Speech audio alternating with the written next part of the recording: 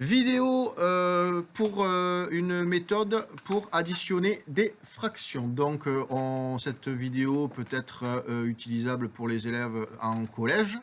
Donc, ici, on fait cette vidéo avec des élèves de 3e. Donc, il y a une chose à savoir quand on doit additionner ou soustraire des fractions, c'est que le dénominateur doit être le même. Donc, on va prendre un premier exemple.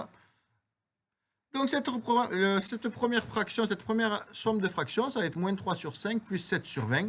Et là, il faut penser toujours à un panneau sans interdit, c'est-à-dire qu'on a un panneau sans interdit tant que les dénominateurs ne sont pas les mêmes. Pour pouvoir additionner ou soustraire des fractions, il faut que les dénominateurs soient les mêmes. Donc ici, on est en sans interdit, on ne peut pas additionner.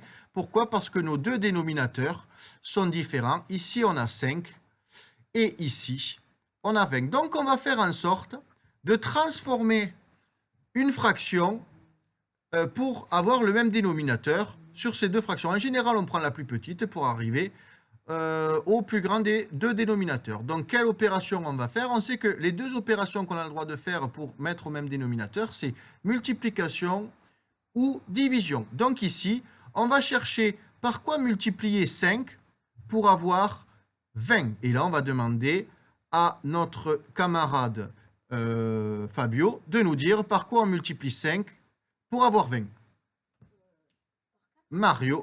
Fabio nous dit de faire x4. Et attention, si on fait x4 au dénominateur, on doit faire x4 au numérateur. Donc, on se retrouve maintenant avec deux fractions qui vont être, la première fraction va être moins 12 sur 20, plus 7 sur 20. Et maintenant, qu'est-ce qui va disparaître? Notre sens interdit, on n'a plus de sens interdit. Pourquoi? Parce que on a le même dénominateur qui est 20 des deux côtés. Et donc, le résultat final va être sur 20. Pourquoi? Parce que vu qu'on a le même dénominateur, on met le résultat sur ce dénominateur qui est commun. Et on écrit donc moins 12 plus 7. Cette étape n'est pas forcément obligatoire. Et on sait que moins 12 plus 7, ça fait moins 5 et pas moins 19. Elena.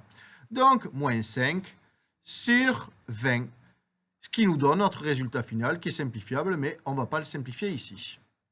On passe à une deuxième addition de fractions maintenant, un peu plus complexe parce qu'il y a trois fractions, il y a donc trois dénominateurs communs, et on va donc se poser la question, est-ce qu'on est en sens interdit ou pas? Bien sûr, on a trois dénominateurs qui sont différents, donc on est bien en sens interdit, on ne peut surtout pas additionner.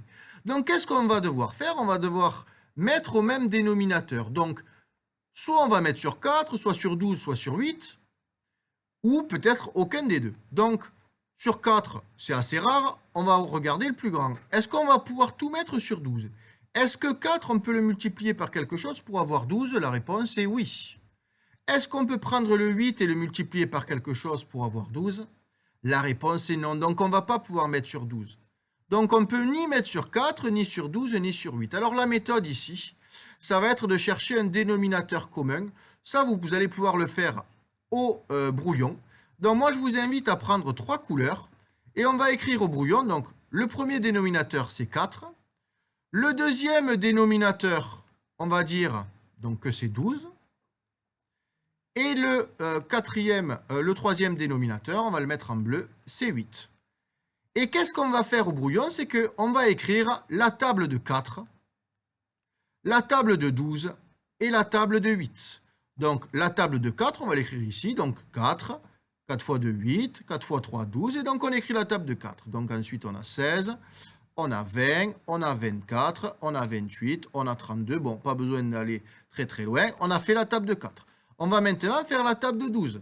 Donc 12 fois 2, ça fait 24. Ensuite 36, ensuite 48. Bon, on ne va pas continuer, on est déjà allé encore plus loin. La table de 8 maintenant. Donc 8, 16, 24, 32.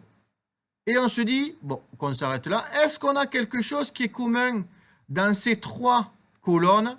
Est-ce qu'on a un nombre commun? Oui, on a le 24, regardez, on a 24 ici et 24 ici.